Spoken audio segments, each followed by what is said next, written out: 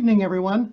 Welcome to today's webinar, Supercharge Your Website, Search Engine Optimization, and Performance Analytics, being presented by Margaret Eastwood and sponsored by SCORE North Cook and Lake Counties chapter. I'm Jim Axelrad, a SCORE mentor, and I'll be serving as today's moderator. Please submit your questions using the Q&A function at any time. We welcome all your questions and we'll address them at the end of the webinar presentation, which lasts approximately 50 minutes. SCORE helps small business. Before we begin, just a brief introduction to SCORE for those of you new to SCORE. We're a national organization funded by the U.S. Small Business Administration, and we've been of service to the small business community for more than 50 years. SCORE has been serving small businesses through our 300 chapters and over 10,000 volunteers across the country. We offer free and confidential business mentoring, business tools and templates, along with local and online webinars. So you may wonder, what is SCORE? Well, Margaret and I are among 60 volunteers affiliated with SCORE North Cook and Lake Counties chapter. We have 40 sites that we mentor from, but because of COVID, we're now doing most of that virtually or by phone. So how do you request a mentor? It's easy. To request a mentor, on the screen you'll see our email address, or you can go to our website, northchicago.score.org, and you'll find an option to search for a mentor and make a mentor request there. Now, one final housekeeping note, a lot of you have been asking. After today's session, SCORE will send you a separate email featuring the webinar evaluation form. The email will ask you if you'd like to be contacted by a SCORE mentor, and you'll also receive a PDF of today's presentation. Margaret, I think that covers it, so feel free to begin your presentation now. I'll rejoin at the end of the Q&A session. Thank you very much, Jim. Hello, everyone. Thank you for joining us this evening, where we're going to talk about supercharging your website. In 2020, Google handled 5.6 billion searches every single day. That opened up a stunning opportunity for online businesses who use search as a way to reach prospective customers. But during the pandemic, the number of online businesses skyrocketed. And so the competition to get onto the first page of search results became absolutely fierce. And so what was sufficient to get you noticed on the web in the past is no longer effective. And that's why we're talking about supercharging. The type of search I'm talking about is organic search, which is the free kind. I'm not talking about paid searches today, but they too have become much more competitive. So let me tell you about how we're going to do the supercharging. There are two existing very good tools. One is search engine optimization, and the other is performance analytics. And to get supercharging effect, we're going to combine these two because the sum is greater than the two parts separately.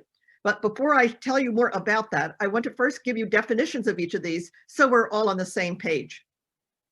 Search engine optimization means designing your website pages to increase the probability of being near the top of Google search results. Now, your position in the search results is determined by the search engine algorithm that uses approximately 200 different ranking factors.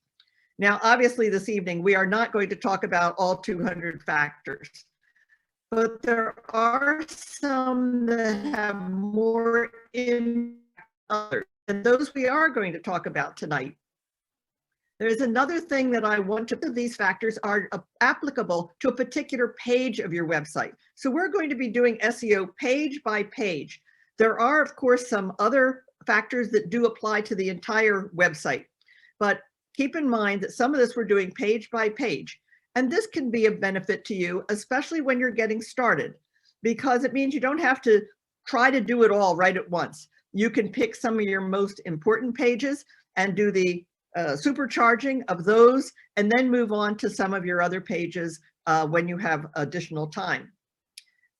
A definition of performance analytics is easy. It's a report that provides numbers. Analytics essentially means numbers, and there are many, many different analytics out there. There are three that I'm going to talk about this evening and use in the examples. That's Google Analytics, Google Keyword Planner, and Google Search Console. Now, since Google has 90% of the market for search, they obviously have the most complete and detailed information, and that's why it's good to use them. But in addition, they're free. So if they're that good and they're free, that really helps for the budget-conscious startup business or small business that really wants to get the most for their money. As I say, there are many other analytics packages out there. Some of those actually get data from Google, and then they maybe reformat it, add a few other things of their own, and they are good too. But today I'm going to use those other three as my examples. I do want to have a little footnote here. Google recently introduced a new copy of analytics called GA4. I do not recommend that for you at this time. And it's for a very special purpose. And all my examples are from the Google Analytics Universal, which has been around a long time. So those are our two definitions. All right, how are we going to do the supercharging? If we have performance analytics by itself, it's wonderful. Millions of people use it every workday. And when you look at those numbers, it doesn't matter what the numbers are, you're going to say, oh, I wish the numbers were better. But analytics are very passive. I mean, it's just a report. It can't make any change. So if that's what you're using by itself, you spend a lot of time waiting and hoping that the numbers will be better the next time. If we look at SEO, again, it's a wonderful tool. Millions of people use it every workday. But again, there could be a lot of guessing. Is this the right thing to do now? Is it having an effect? Where am I in the search results? Am I on page 3 or am I on page 50? And so there's a lot of guessing, waiting, and hoping that things are working right. But in this environment, we cannot afford guessing, waiting, and hoping. So one of the goals of supercharging is to get rid of all that. Here's how it looks then. This is what I call our supercharging machine. We're going to start over on the left-hand side here, and we're going to pick an SEO action to do.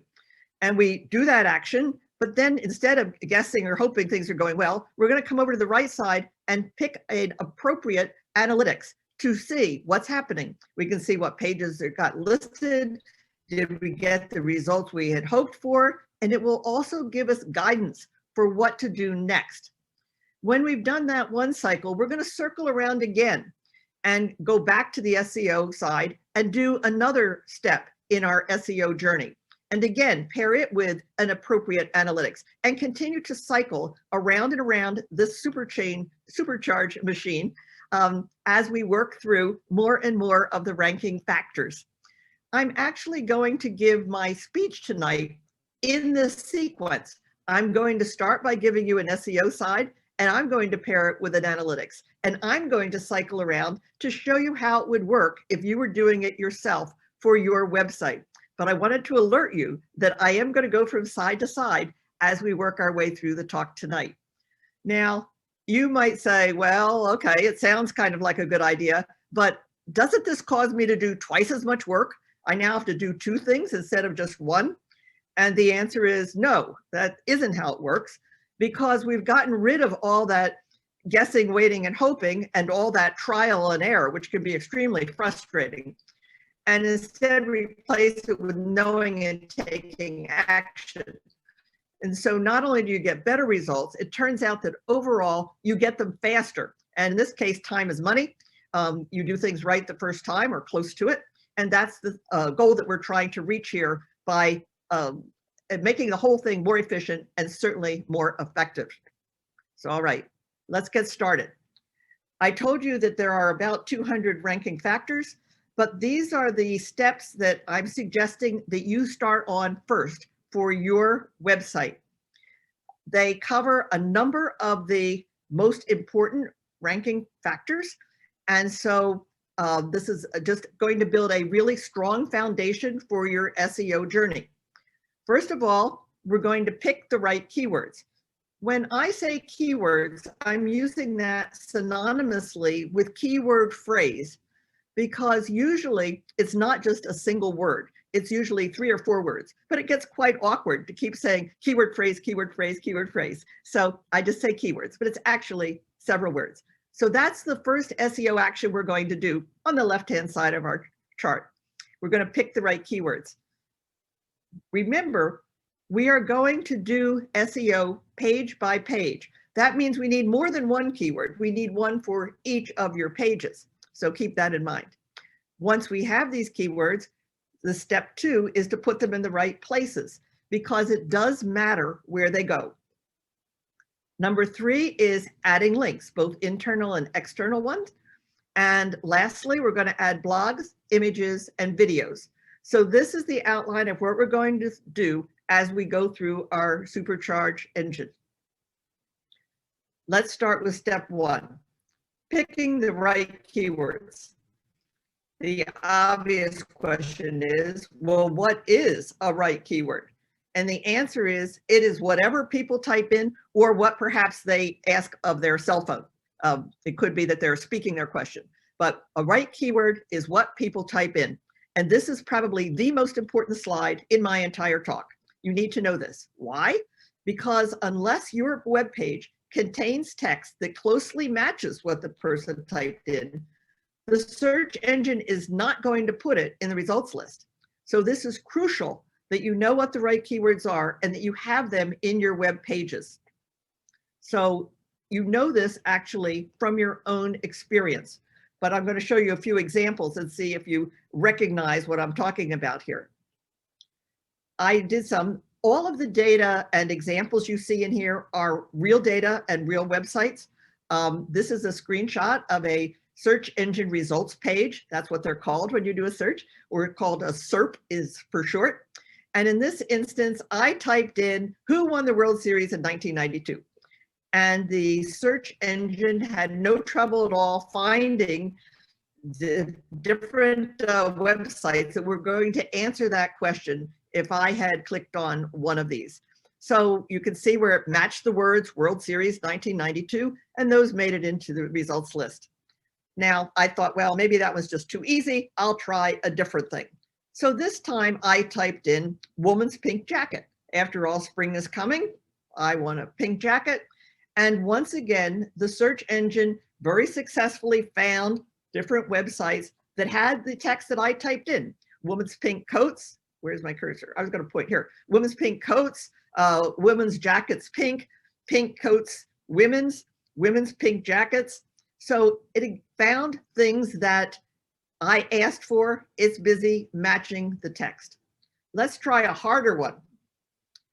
Fitness trainer for couch potato over 50. We will not mention who that couch potato might be. And I thought, well, surely this is going to fool the search engine, but no. Even now, it found websites that had that kind of text. Fitness for middle-aged couch potato. Fit after 50, get off the couch, couch potato. So it's finding things that closely match what I typed in. The obvious question that should be on your mind is, I'm all willing to put in as my keywords what people typed in, but how in the world am I supposed to know what they're going to put in? Do I have to guess? Do I have to hope that I guessed right? No, this is definitely not the answer. We're trying to get rid of all that guessing, hoping, and waiting. We want to instead use supercharging. So let's look at that. We've been on the left-hand side. We're now going to the right-hand side of the chart and picking a performance analytics. That's what the PA stands for up here. And what we want to know is what can assure you that Google does know. They keep statistics on absolutely everything. So this particular time, I typed in, as an example, house painter. And I want to know, what do all the people out there type in when they want to look for a house painter? And I got this really long list. It was just went on and on and on. This group on the left was up at the top of the list. And further down was the group on the right. And what it's telling me is the average monthly searches done for each of these ways that people phrase what they type in.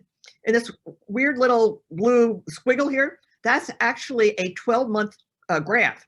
And so it goes up in the middle because most people want to have their house painted during the warm summer months, and not many people do a search for house painting in January or December. So we can see that some of these have a much higher incidence of people typing in that phraseology than others. So the question is, what should you pick out of this list? The recommended strategy is, as a small company, to pick some that are from the highest volume and also some which are a lower average search, because the competition will not be quite as high for the lower volume search phraseology, whereas everybody's going to go after the really high ones. And so you might do better to get a mixture, some of the high and some of the medium. All right, so if you understand what's in this chart, how might you use it? So if you're a house painter and you are looking at this, you might get some good ideas for what to put into your website. For example, who would have guessed that painted brick house has such a high volume? You might decide that you want a whole page about painting brick houses. And the same thing over here. You might have a page that you've decided maybe you'll talk about how to estimate what cost it might be, without getting too specific, of course. So this list can not only give you suggestions of what you select to be your right keyword for each page, it can also give you suggestions for pages you might want to include because people are interested in those topics.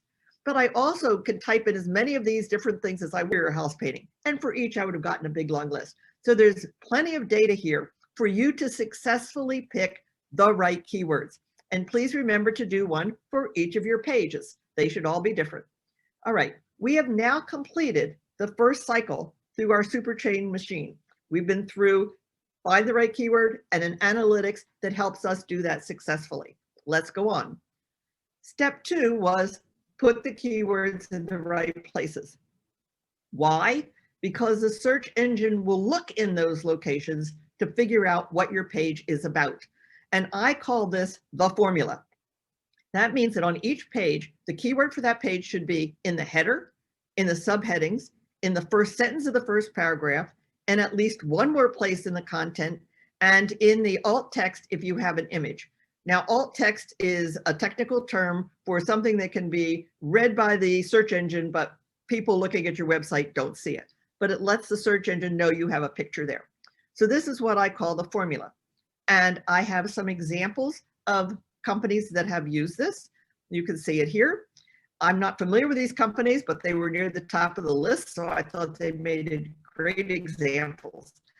Here, guess what their keyword was? Commercial plumbing. It's in the heading, it's in the subheading, it's in the first sentence of the first paragraph, it's in another subheading, it's in the first sentence of the next paragraph. So they are waving a big flag at the search engine saying, if anybody ever types in commercial plumbing, we're ready, we're here, pick us. Let me give you another example. You might actually like this sample better because, again, they have it in the header, in the first sentence of the first paragraph, they have it here in the subheading, again, the first sentence, but it's not always phrased exactly the same way. There's a slight variation in what words they used in the phraseology. And this makes it a little more natural sounding to a human being who's reading your website. And these all really mean about the same thing and will help match up with the various things that people type in. It does not literally have to be word for word, but it has to certainly be very close and the intent.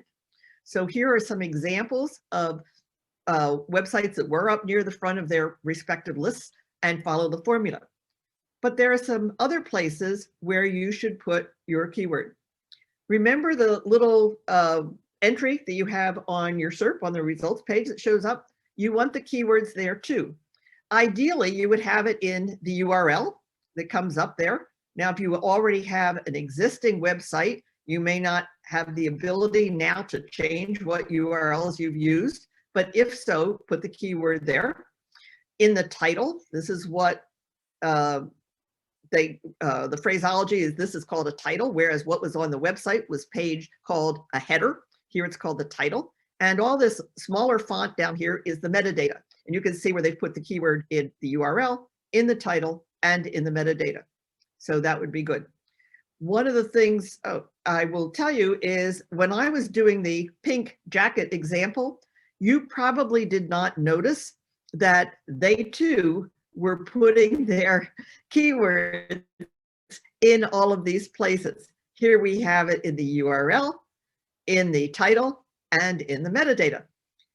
One of the things that happens is that you want the keyword at the far left side here, because depending on what size smartphone screen the person is using, Google will chop off the right-hand side of whatever you wrote. So you want the keyword to come first and your company name to come second. So if something gets cut off, you want the keyword to still be over here. So that's just a tip that you can file away somewhere. So, all right, we have done the action on the left-hand side of our chart, which is put the keywords in the right places based on the formula. Now we want to switch over to an analytics to find out how we did. We want to know, did we select keywords that indeed people actually typed that in? Were we in the results list? And if so, what position were we in the results list? All right, the analytics that I've selected here is from Google Search Console. And this is actually a wonderful result because this left-hand column is a list of all the different things that people typed in that resulted in us getting into the results list. We can tell that because that's what this means. Impressions means how many times were you in the results list? And here, whatever this phraseology was, you can see we were in the list 322 times. So it must have been one of those high volume keywords. And so that's good. We can see this was actually a long list. I obviously cut it off. These were all the different things people typed in. It means, yes, we were in the list somewhere. But the question is, where were we? And for that, we're going to look over here in the rightmost column for position. And again, very good news for this organization. Position 3, they were on the first page. And the good thing about that is your click-through rate, which is what percentage of the people who saw it actually clicked on it, is much, much higher if you're on the first page. And you can see that here. This one is also sometimes on the first page because this is an average position of where you are in the results list. So half of the time they were better than position 5 and half the time they weren't. So that means this is also a very good click-through rate because they were on the first page some of the time.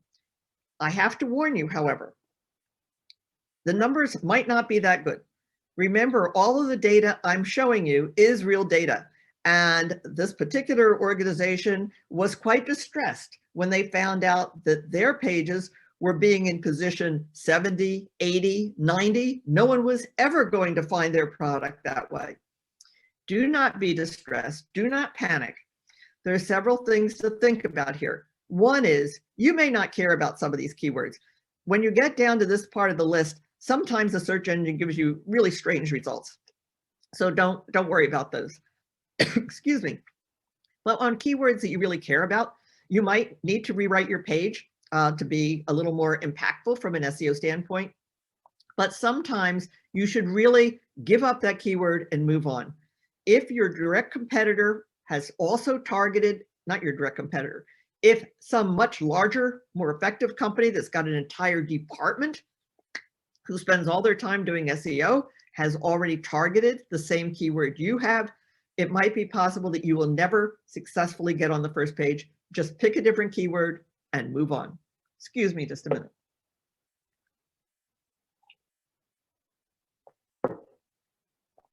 All right, so we've been through 2 cycles of our recharge machine. First, we went through the cycle that picked the keywords and we looked at the analytics. Then we went through the cycle that said where to put them, and we're now looking at the analytics. We are now ready to go through the 3rd cycle of our supercharge machine. You might remember that that was to add links, and this is about the internal links. The ranking factor that we're addressing here is how easy is it to navigate around your website. This is one of those that applies to the entire website, not just an individual page. And other items in your website that contribute to this ranking factor are obviously your menu, your tabs, any buttons you might have. But the one I want to specifically talk about, because it's so popular, is internal links. And you will recognize these. I'm sure you've seen them. You're reading along somewhere on somebody's webpage and you come to some colored text. And you know that if you click on that, it will jump you to some other place that gives you more information about that topic. These are very easy to do. Since there's also individual page SEO on this, I suggest you sprinkle these around liberally, 1 or 2 per page, these internal links. And they just go between items within your own website. So they're easy to do. External links, on the other hand, are much harder to do. And here's why. This means that somebody else's website is going to point to yours. And that's harder to do. Google, a while back, a year or 2 ago, started becoming quite concerned that the highest value websites were not showing up at the top of the list. And so they have a program called EAT, E-A-T, which stands for Expertise, Authority, and Trustworthiness. And they have a number of internal items in their algorithm that try to deduce which are the most worthy websites to go near the top.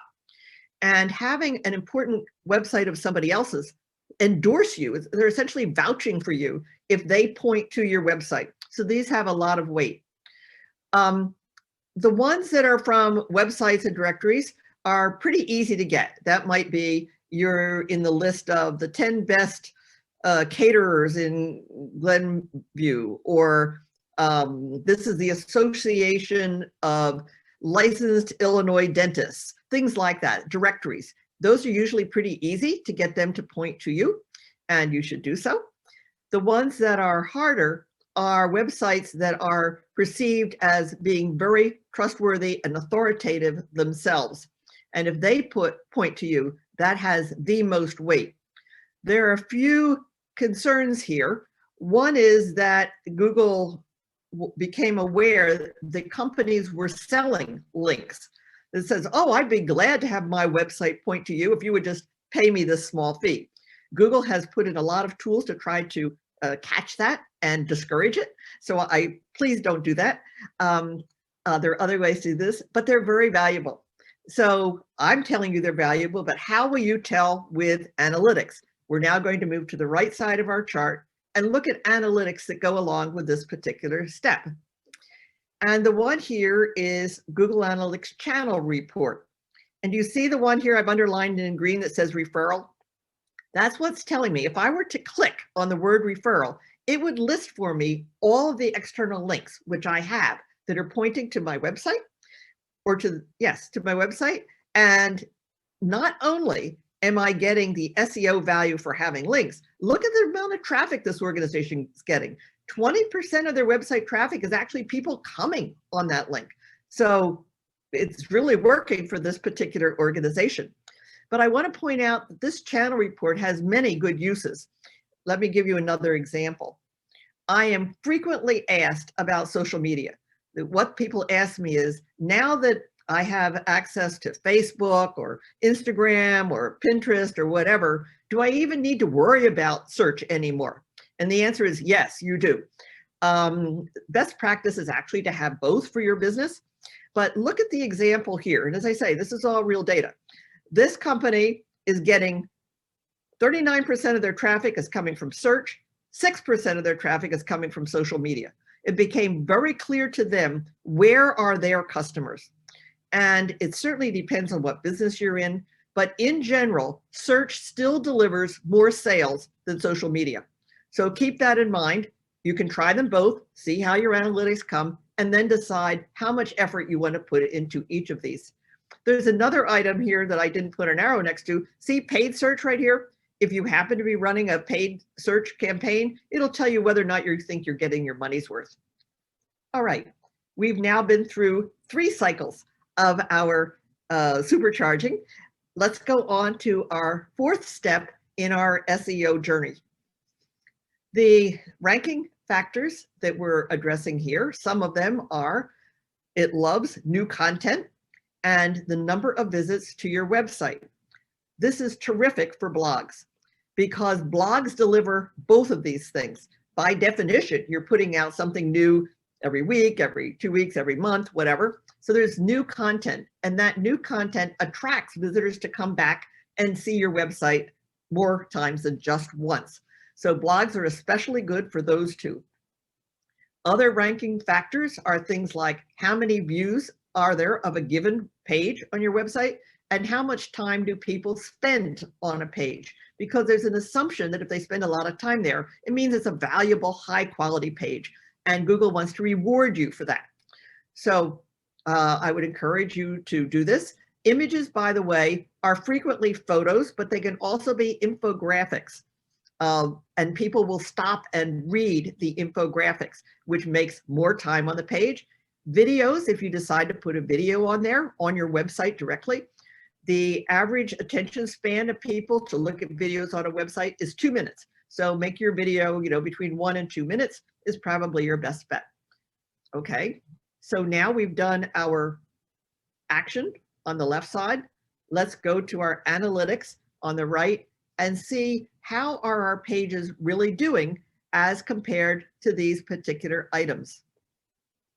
So, all right, here we have the Google Analytics page report. And every page that anybody looked at is going to be listed here on this left side, the long list of them. Every single page that anybody looked at. And it answers exactly the questions that we want to know. How many people looked at this page? That's this column. And how much time did they spend on each page? That's listed in this column. So as an example, let's pretend that we have a wellness company. And this would be our, let's say this is our home page. A lot of people start at the home page. Let's say this is a page all about fitness. This is a page about nutrition. This is a page about relaxation and meditation. Maybe that's what they are. And already this is giving us information that is guidance for us with our business, because we can clearly see from this that people are a lot more interested in fitness and nutrition than they are in relaxation and meditation. So we might want to act on that knowledge. What if this one down here happened to be a blog post that we just put up recently? And look over here. It's where we tried out a video for the very first time. And indeed, the time on the page is much higher than any of the others. We looked at this one, which I think I said was nutrition, and it's also pretty high. Perhaps that's because we had an infographic there, which talked a lot about vitamins and other nutritious things in various foods, and people stopped to read that. We might be concerned about our fitness page because that's a very short amount of time for somebody to look at it. So this might inspire us to be guided by the analytics to put something else on that page, either more compelling content for people to read, maybe it's another place to try another one of these videos, or some other thing like that. So this is how you can use these numbers, not only to let you know how well you've done with the actions you already took, but also give you guidance for actions to do on the next cycle through your supercharging machine. Okay, let's talk about this last column over here, a bounce. I'm sure you have done bounces. It's where you get on a website, you take one look at it and you say, oh, this is not for me. This is not what I was expecting, not what I want. Boom, you're out of there. That's a bounce. Bounce rate happens to be another ranking factor. And you want that ideally to be 0. Now it's not likely to ever be 0, but you do want to pay attention to it and be as small as possible. And if you see that there's anything that is routinely pretty high, you want to try to figure out why and fix it. All right. We have now been through all 4 cycles of our supercharging machine. We started out on the left side with our picking the right keywords to match what people type in. And we use the Google Keyword Planner to see the volumes. You notice that in this chart, I did this so you would have it as reference. I think Jim mentioned at the beginning, you will be getting a copy of these charts. And I wanted this summary to make it easy for you to start doing this come Monday morning. And I know that some of these names are hard to remember if you are not familiar with them. So not only did I tell you which analytics I use in the examples, I also told you which report it was. For example, Search Console has many, many reports. You happen to have seen the query report. Google Analytics has even more reports, report, and the page view report. So I did that. So let me summarize what we did, because these are what I recommend you do to get started, to give a really strong foundation for your SEO journey. Pick the right keywords in the best place with a formula. And we can tell because we can see where we are on the results page from Google Search Console.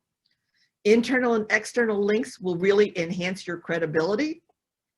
And you can tell if you're not only getting SEO linkage points from the external links, but you're also getting traffic that way, and traffic from all the other ways as well. And with your blogs, images, and videos, you can then look at the page view report and check directly, did it indeed make the time on the page longer? And are there any that it gives us guidance that we should do more to make it longer going forward? So this is how you would use it. What you would do next is think, what additional SEO steps do I want to add to the bottom of this list? And what analytics will go with it? And you can just keep adding and adding and adding to the bottom of this list as you work through your SEO journey. There are plenty of analytics out there to cover just about anything you can think of. As they say, both of these tools, likelihood that you're finding something where there isn't a good match is very, very small.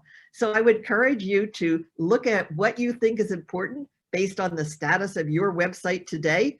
I don't know if you're just starting out and just starting to design it, in which case, great, because you can start right away to use the formula format and all those things. If instead you have an existing website and you need to start editing some of your content to incorporate some of these ideas we have, that's certainly possible too. Maybe you've already done some of these, maybe you already have links, and you want to instead add some of the other SEO activities down here at the bottom. The supercharging is just like anything else. If you're building a house, having the right tools really makes a difference. If you're building a business, having the right tools also makes a big difference. So we wish you very good luck and success with your business, and we hope to see you soon on the first page. Thanks, Margaret. We're receiving a lot of great questions. That was very informative.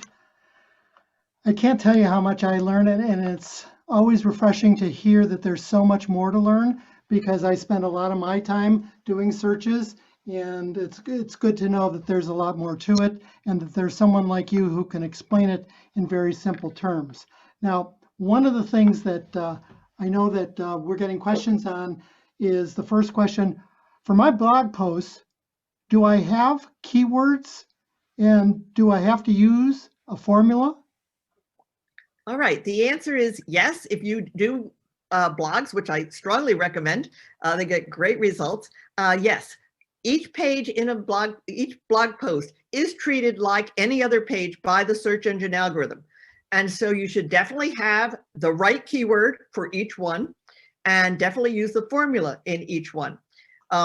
That's usually one of the easiest places to do this, because a blog post is typically a very specific topic, and they're usually different topics for different posts.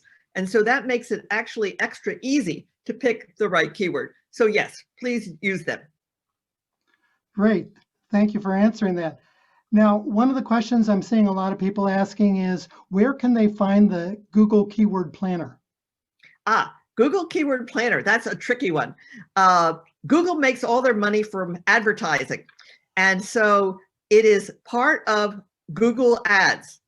And I told you it's free, which is true, it is free, but you have to set up an account anyway, even if you don't spend the money. So you go to ads.google.com, I think it is, You set up an ads account as though you were going to do paid ads, and that gives you access to Keyword Planner. You click on the little thing that looks like a wrench, and there it is.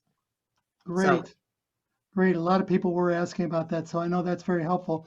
Now, there was a lot of great analytics that you showed, and people are asking about how they get access to those analytics. Is that something free? Is that something that they have to pay for? all right. The analytics that I used as the example, Google Analytics and Google Search Console, are indeed free, but they have to be installed on your website. And for someone who's done the installation before, it's very easy. Unless you have a giant website, it probably takes them, I don't know, an hour, maybe even less, to install Search Console and Google Analytics onto your website, but it does have to be installed.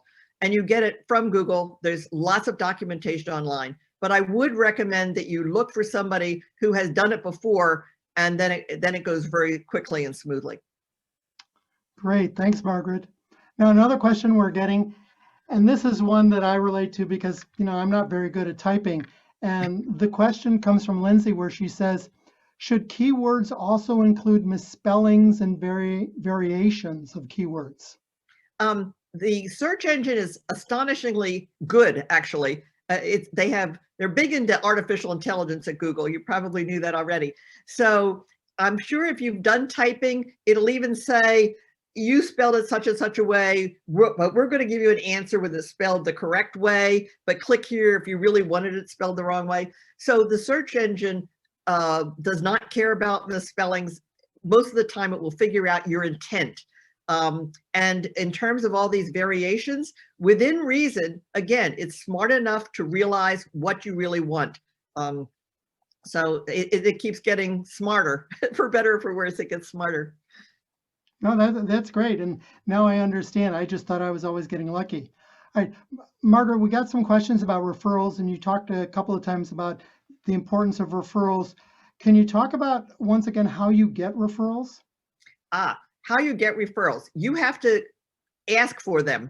There are, as I say, the ones that are directories of one sort of another, associations, even the fact that you're a member of the Chamber of Commerce or something, those all do have some value, and those are easy. You usually just ask, or you become a member or something. Those which are other companies are a little harder. Some examples that have been successful for other people are things like, if you're a B2B business, maybe companies that are your customer or your supplier, either one, might be good choices for you to get links from, and maybe in exchange you do give links to them as well, depending on what your businesses are. One of those examples is if you happen to be a wedding planner, and you may have links to caterers, photographers, florists, and indeed they may link back to you. Those could be very legitimate and of value to your users, your readers. That's an example. If you can get some thought leaders to, maybe in one of their posts, they happen to talk about your product or your business, and they mention you, that can generate a link to you from their blog post. Those are fabulous. You should definitely try to cultivate those relationships to get them, because linkage is link building. It's called, the jargon is link building, because that's been a big deal with Google in the last, I don't know, year or two. You'll find a lot of things written about it on the internet. Make sure you read something though that's recent, because on many of these items, the things change so fast, and Google keeps changing those 200 factors, by the way. It adds and deletes some from time to time, and they frequently, in fact, even more than once a day, they may change the weighting factor for a variety of reasons. So we only use YouTube videos that are very recent and written material that's very recent to make sure you're up to date on all these things. Great, that's very helpful. Now, Charles asked a question, and he wanted to know, on the subject of bounce rates, do you have any tips for keeping bounce rate low? Yes. Bounce rate means that the page, when somebody got there, was not what they wanted. it was, so either what you said in your little thing on this search results did not accurately represent what this person wanted, and that's why they leave right away. Or when they got there, your content was not very appealing. Maybe it was too short and didn't really say much, or maybe it was just, actually right now, long content is scoring much better than short content. So I would encourage you to make sure you say enough, because one of the things that causes bounces is if they don't spend long enough time on your page.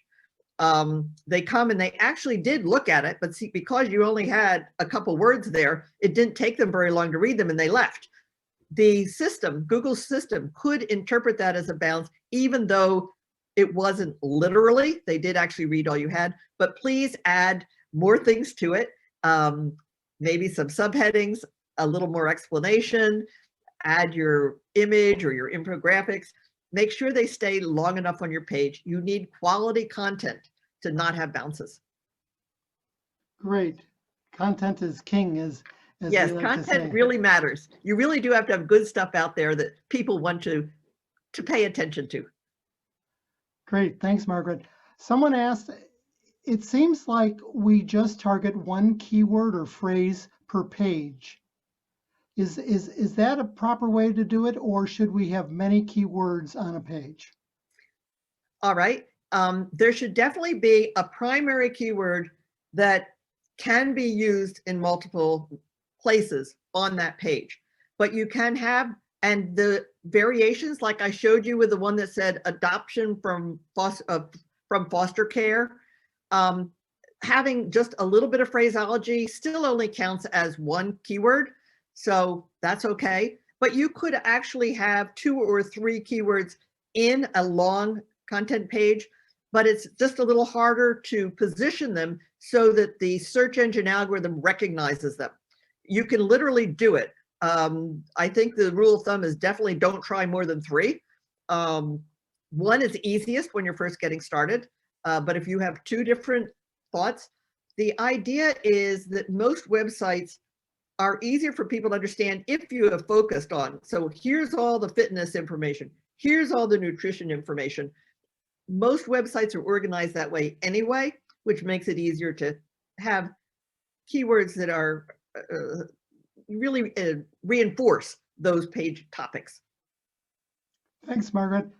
Now, on the subject of keywords, somebody's asking, if you have a local business, is it recommended that you use the town's name often in the keywords? Aha, yes. Yes, that's a very good question, actually.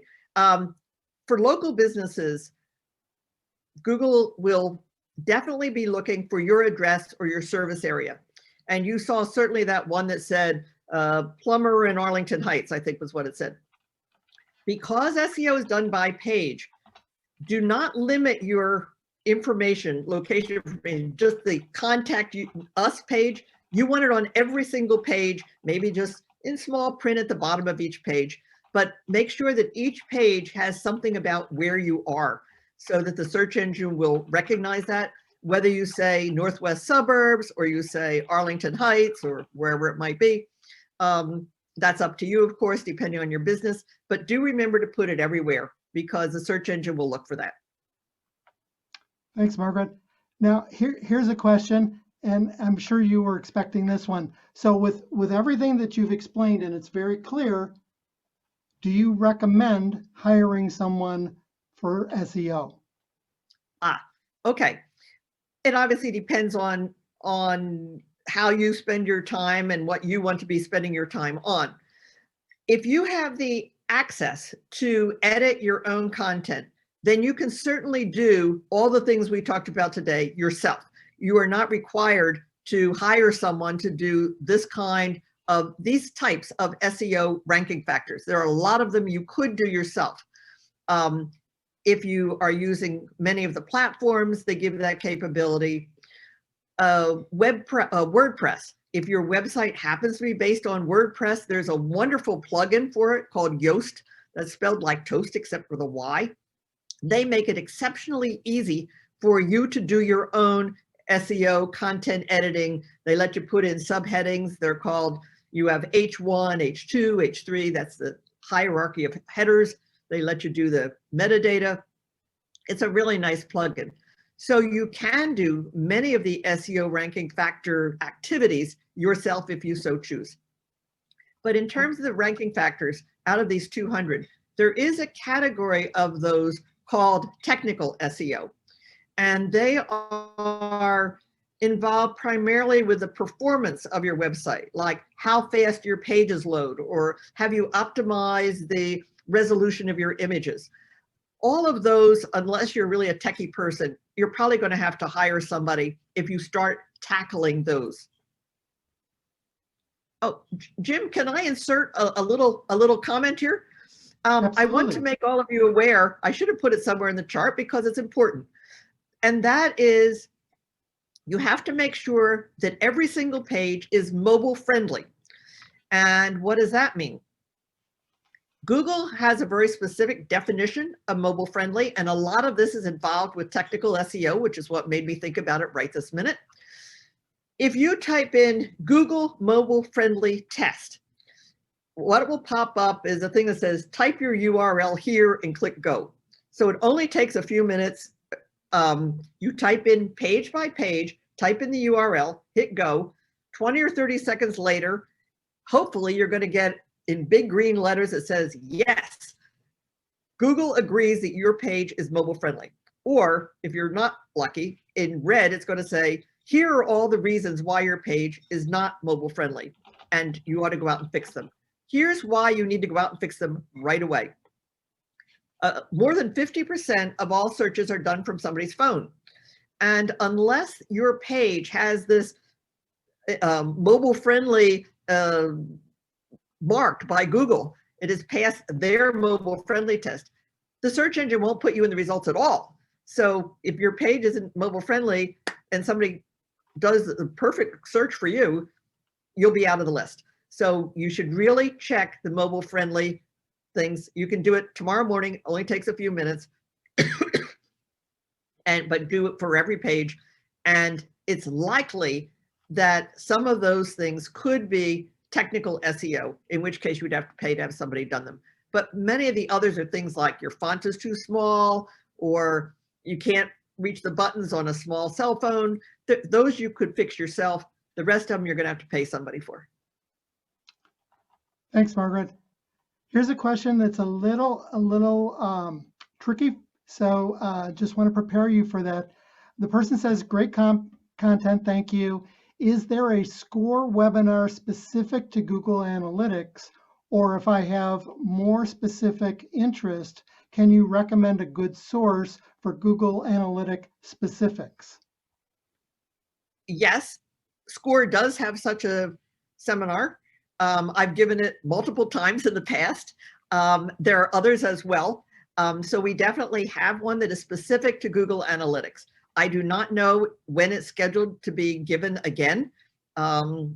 If you really do have an interest, then you could mark on your evaluation form that you're interested in that. An alternative would be you would go to our Request a Mentor page, and I'd have to walk you through it. But as I say, we do give that webinar from time to time. Great. Well, I think that that does it for our questions tonight. It's been very informative, and I want to thank Margaret. I want to thank you for an excellent and informative presentation. And I also want to thank everybody who attended tonight for your wonderful questions and sitting through the evaluation. Just a reminder, we will send you a PDF of Margaret's slides, and there will be an evaluation form included with that. So please fill out the evaluation, because we sincerely value your feedback and want to offer you the best education content possible. If you have additional questions, feel free to direct those also to us at the chapter, and we can try to answer those as best we can. So Margaret, thanks very much, and everyone, have a great evening, and we'll see you at another webinar soon. Thank you very much for attending. Thank you all for coming.